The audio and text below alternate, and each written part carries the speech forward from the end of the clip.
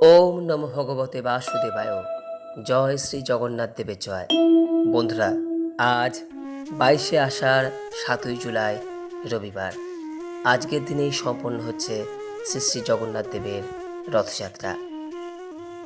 তাই আজকের দিনে অনেকেই হয়তো জগন্নাথ দেবের পূজা করছেন, তার উদ্দেশ্যে ব্রত রেখেছেন। বন্ধুরা, আজকের দিনে যদি জগন্নাথ দেবের পূজা করে থাকেন বা তার উদ্দেশ্যে ব্রত রেখে থাকেন, তাহলে সেই ব্রতকে বলা হয় মনোরথ দ্বিতীয়া ব্রত। এই ব্রত করলে শ্রী শ্রী জগন্নাথ দেবের কৃপায় ব্যক্তির সমস্ত মনোবাসনা পূর্ণ হয় এবং দেহত্যাগের পর গোলকে শ্রীবিষ্ণুর বৈকুণ্ঠে তার স্থান হয়। বন্ধুরা, আজ যদি জগন্নাথ দেবের পূজা করে থাকেন, তার উদ্দেশ্যে এই ব্রত রেখে থাকেন, তাহলে অবশ্যই আজকের এই জগন্নাথ দেবের ব্রত কথাটি একবার হলেও শ্রবণ করুন। যদি কোনো কারণে আজকের দিনে আপনি জগন্নাথ দেবের পূজা করতে নাও পারেন, কেবলমাত্র একটি ঘিয়ের প্রদীপ ভগবান শ্রীকৃষ্ণ তথা জগন্নাথ দেবের উদ্দেশ্যে প্রজ্বলন করে এই ব্রত কথাটি শ্রবণ করেন, তাতেও এই ব্রতের পূর্ণ ফল অনেকাংশে লাভ করা যায়। আশা করি দর্শক বন্ধুরা, এই ব্রত কথাটি শ্রবণ করে আপনাদের ভালো লাগবে। শুরু করছি শ্রী শ্রী জগন্নাথ দেবের মনোরথ দ্বিতীয়া ব্রত কথা। ওম নমো ভগবতে বাসুদেবায়। জয় শ্রী জগন্নাথ দেবের জয়। বহুকাল আগের কথা, যমুনার ওপারে একটি ছোট রাজ্যের রাজা ছিলেন সুদেব বর্মন।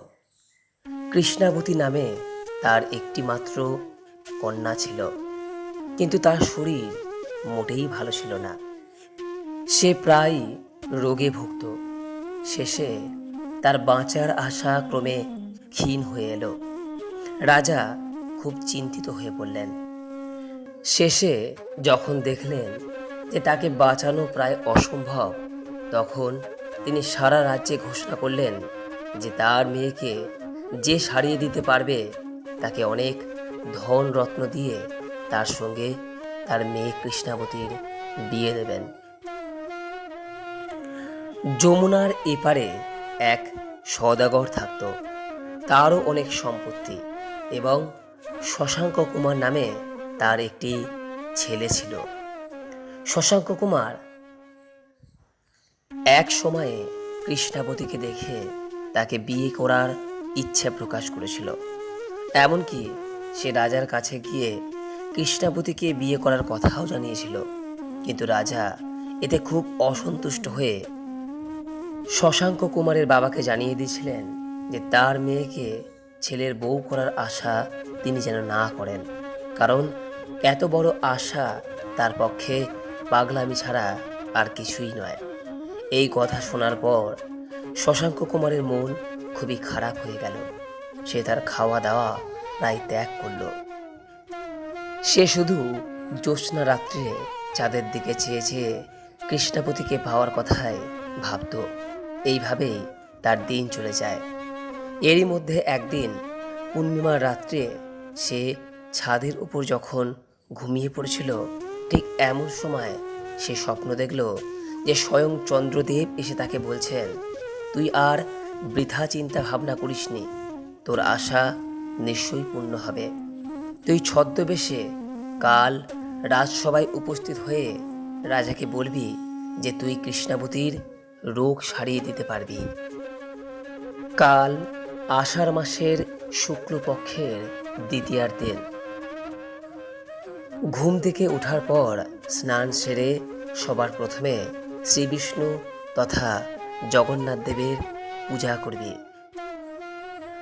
পূজায় ফুল, তুলসী, দূর্বা, দীপ, ধূপ, নৈবেদ্য হিসেবে আতপ চাল, মিষ্টান্ন, ফল, ভুজ্জি একটি এবং দক্ষিণা প্রদান করবি।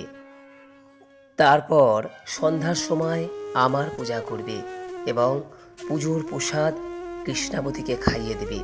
সেই পুজোর প্রসাদ খাওয়ার পরই তার সমস্ত রোগ সেরে যাবে।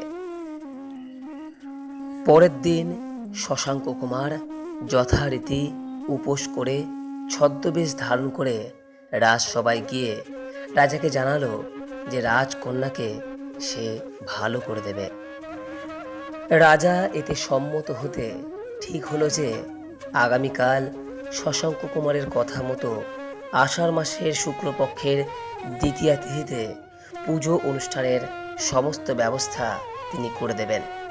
আষাঢ় মাসের শুক্লপক্ষের দ্বিতীয়ার দিন শশাঙ্ক কুমার উপোস করে সবার প্রথমে শ্রী জগন্নাথ দেবের তথা শ্রী বিষ্ণুর পূজা করলেন। তারপর রাত্রিবেলায় চাঁদকে অর্ঘ্য দিয়ে সেই প্রসাদ কৃষ্ণাবতীকে তিনি খাইয়ে দিলেন। নিজে ফল মূল দুধ খেয়ে রাত্রি যাপন করলেন। পরের দিন রাজা এসে দেখলেন যে কৃষ্ণাবতীর অর্ধেক রোগ প্রায় সেরে গেছে। রাজা দেখে অত্যন্ত প্রসন্ন হলেন, তিনি অবাক হয়ে গেলেন। তিনি খুশি হয়ে ব্রাহ্মণ, পণ্ডিত এবং দুস্থ মানুষদের প্রচুর ধনরত্ন দান করলেন। রাজা শেষ পর্যন্ত জানতে পারলেন যে শশাঙ্ক কুমারী সেই ব্যক্তি যে তার কন্যা কৃষ্ণাবতীকে রোগ মুক্ত করেছে। তিনি তার সমস্ত দ্বিধা মুক্ত হয়ে তার প্রতিশ্রুতি রক্ষা করলেন। খুব মহা সমারোহে আর উৎসব আনন্দের মধ্য দিয়ে তিনি তার কন্যা কৃষ্ণাবতীর সঙ্গে শশাঙ্ক কুমারের বিয়ে দিলেন এবং সেই সঙ্গে শশাঙ্ক কুমারকে রাজ্যের উত্তরাধিকারীও করে দিলেন। তারপর থেকে শশাঙ্ক কুমার এবং কৃষ্ণাবতী দুজনে মিলে মনোরথ দ্বিতীয়া ব্রত প্রত্যেক বছর করতে আরম্ভ করল এবং দেহত্যাগের পর তাদের অক্ষয় স্বর্গ লাভ হলো। বন্ধুরা, শাস্ত্র অনুসারে আজকের দিনে এই মনোরথ দ্বিতীয়া ব্রত করলে জীবের সমস্ত মনোবাসনা পূর্ণ হয় এবং দেহত্যাগের পর গোলকে বিষ্ণুর কাছে তার স্থান হয়। বন্ধুরা, আজ শ্রী শ্রী জগন্নাথ দেবের এই রথযাত্রার দিনটি অত্যন্ত একটি পবিত্র দিন। আজকের দিনে সমস্ত প্রকার শুভ এবং মাঙ্গলিক কাজ করার জন্য একটি উপযুক্ত দিন। আজকের দিনে গৃহপ্রবেশ, গৃহারম্ভ, বীজ বপন, বৃক্ষরোপণ, ধান্যচ্ছেদন, নবান্ন, বিপন্নারম্ভ, পুণ্যাহ গ্রহ পূজা, শান্তি সুস্তয়ন প্রভৃতি সমস্ত প্রকার শুভ কাজের জন্য একটি উত্তম দিন। তাই আজ যদি সম্ভব হয় যে কোনো প্রকার একটি শুভ ও মাঙ্গলিক কাজ আপনার বাড়িতে সম্পন্ন করুন। আশা করি দর্শক বন্ধুরা আজকের এই ব্রত কথাটি আপনার ভালো লেগেছে। ভালো লেগে থাকলে অনুগ্রহ করে লাইক করবেন, পারলে শেয়ার করবেন। সকলেই ভালো থাকুন, সুস্থ থাকুন এবং এই পবিত্র রথযাত্রার দিনটি খুব সুন্দরভাবে উদযাপন করুন এই কামনা রেখে আজকের মতো ভিডিওটি এখানেই শেষ করলাম। নমস্কার, ধন্যবাদ। ঈশ্বর আপনার মঙ্গল করুক। জয় শ্রী জগন্নাথ দেবের জয়।